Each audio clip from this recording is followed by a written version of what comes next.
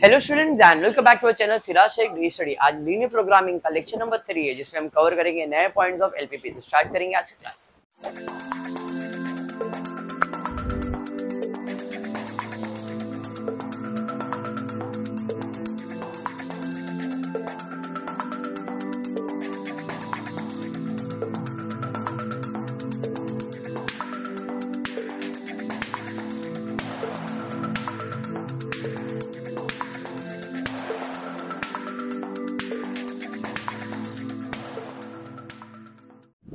चलिए स्टार्ट करते हैं। इन द प्रीवियस लेक्चर हमने मिनिमाइजिंग का सम किया था, उसके पहले के लेक्चर हमने मैक्सिमाइजिंग का सम किया था। द लास्ट पार्ट हम लोग करने जा रहे हैं वर्ड प्रॉब्लम्स। वर्ड प्रॉब्लम के अंदर आपको सिर्फ इक्वेशन फ्रेम करना है। कौन सा इक्वेशन?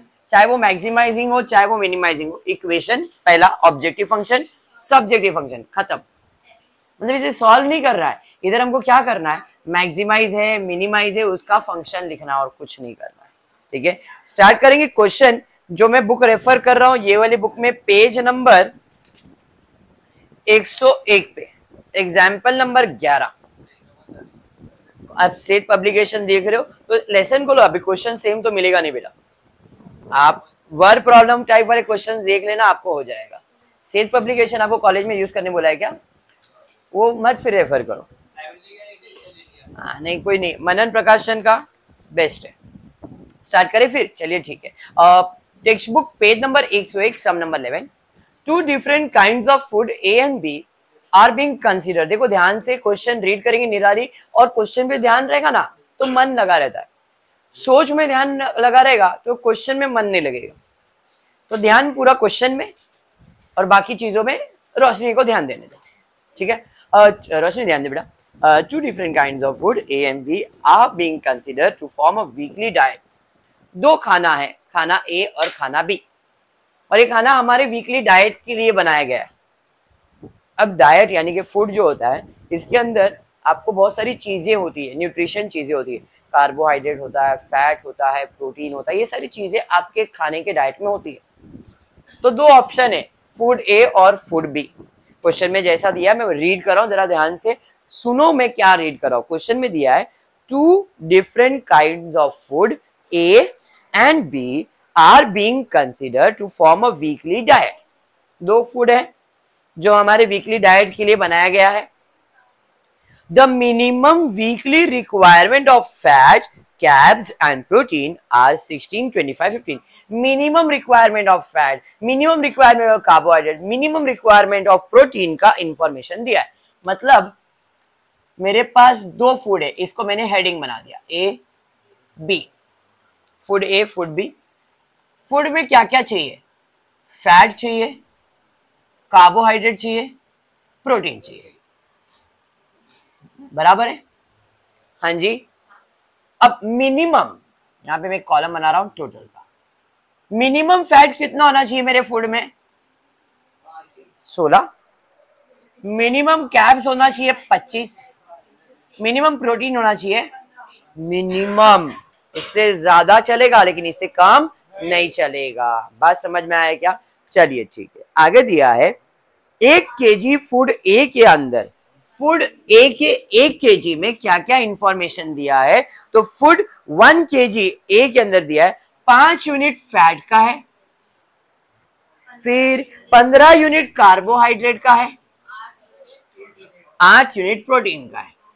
ये समझ में आया? हाँ या नहीं? फूड बी में इंफॉर्मेशन क्या दिया है? फूड बी का इंफॉर्मेशन दिया है कि फूड बी के पास 7 यूनिट फैट्स का है, फिर 10 यूनिट कार्बोहाइड्रेट का है।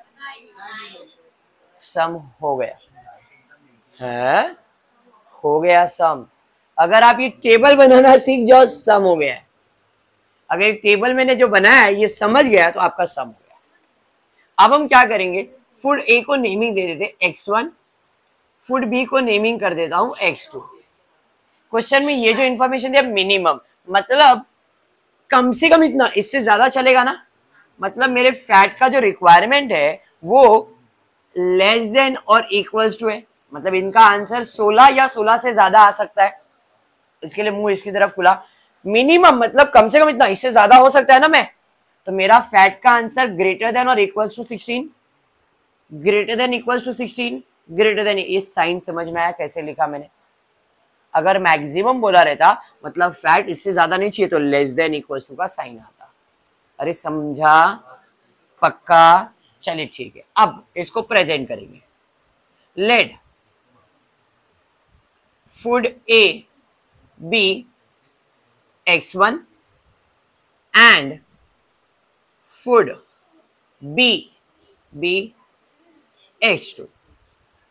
Therefore क्या करने का? ये टेबल बना देने का इसके नीचे ही, ये जो टेबल बनाया ना मैंने वो इसके नीचे बना देने का।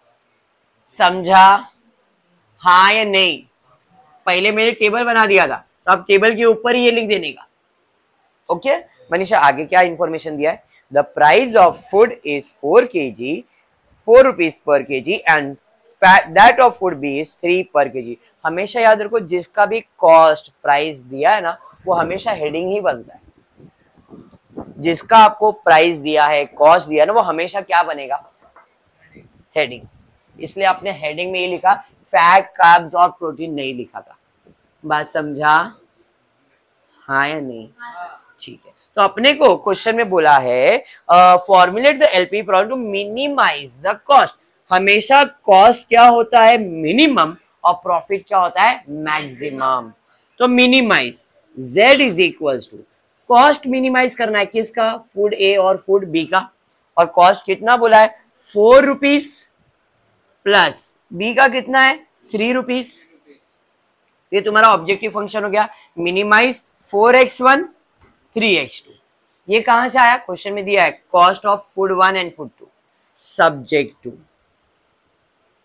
सब्जेक्ट टू ये आपके पास है 5x1 7x2 greater than equals to 16, 15x1 10x2 greater than equals to 25, 8x1 plus 9x2 greater than equals to 15, where x1 is greater than 0, x2 is greater than 0। हो गया सम।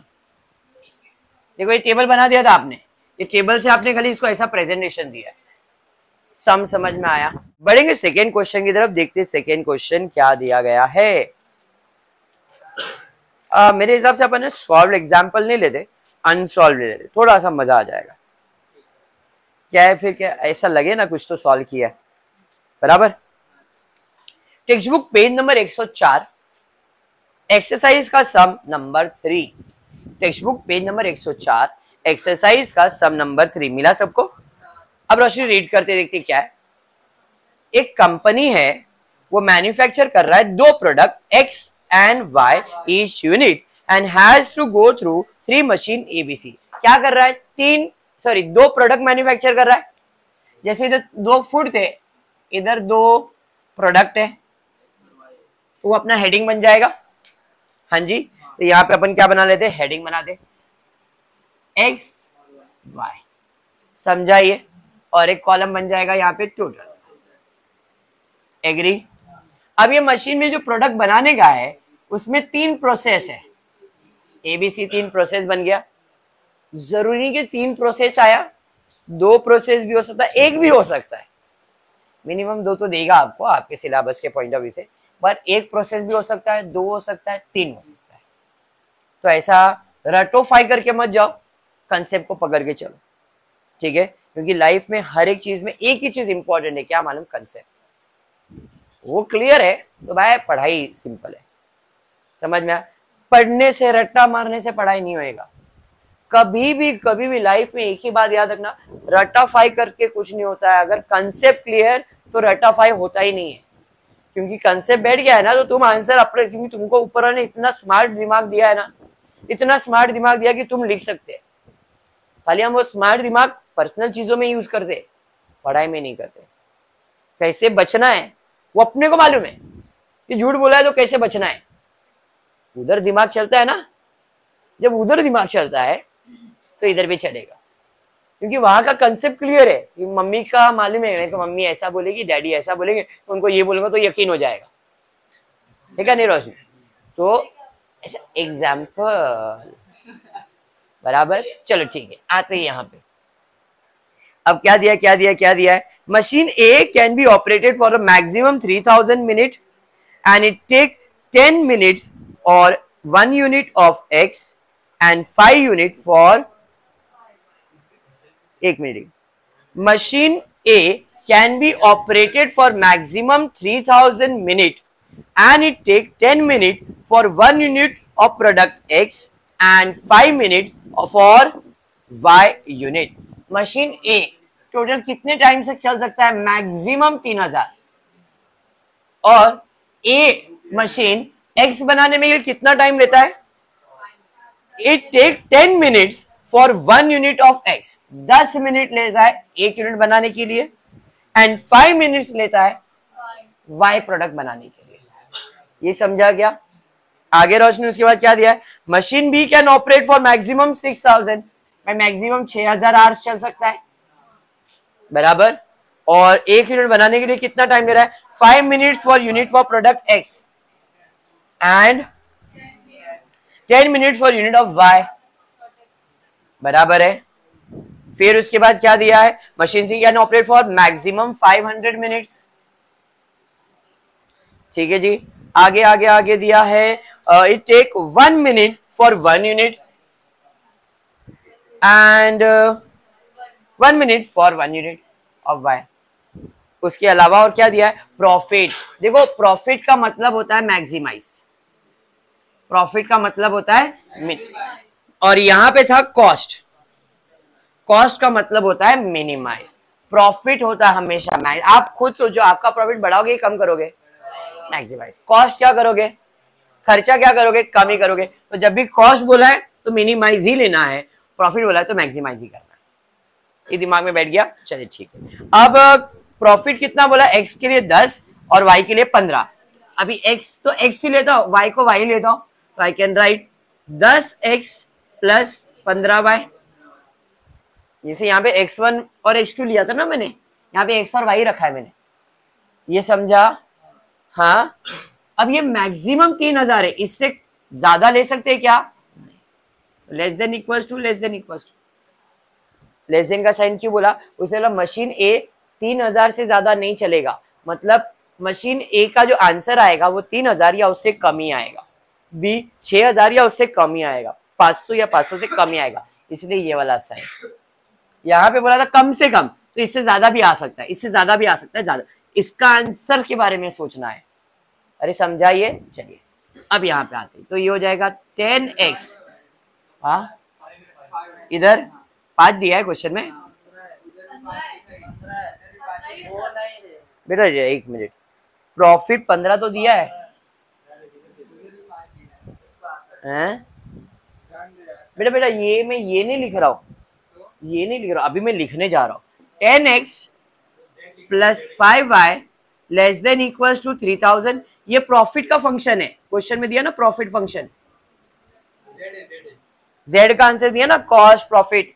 सेकेंड इक्वेशन क्या आएगा, 5x 10y less than equals to and x plus y less than equals to 5। मतलब normal अब जब अपने start किया था ना तो ऐसा क्वेश्चन होता था जिसे हम आगे सॉल्व करते थे। इस टाइप के क्वेश्चन में अपने को इतना ही सॉल्व करना होता है, x is greater than equals to 0, y is greater than equals to 0, खत्म हो गया सम। वर्ड प्रॉब्लम में ऐसे सॉल्व हो रहा है, बात समझ में आया? मैंने एक सम मिनिमाइजिंग का लिया और एक सम मैक्सिमाइजिंग का लिया। अब आपके ऊपर प्रैक्टिस के लिए छोड़ा जा रहा है कि आप वर्ड प्रॉब्लम को प्रैक्टिस करोगे। समझ में आया क्या? तो आज के लिए इतना। फिर आपको वीडियो पसंद आएगा तो प्लीज वीडियो को लाइक कर देना, फ्रेंड्स ग्रुप में शेयर करना, चैनल को सब्सक्राइब करना। Thank you for watching the video.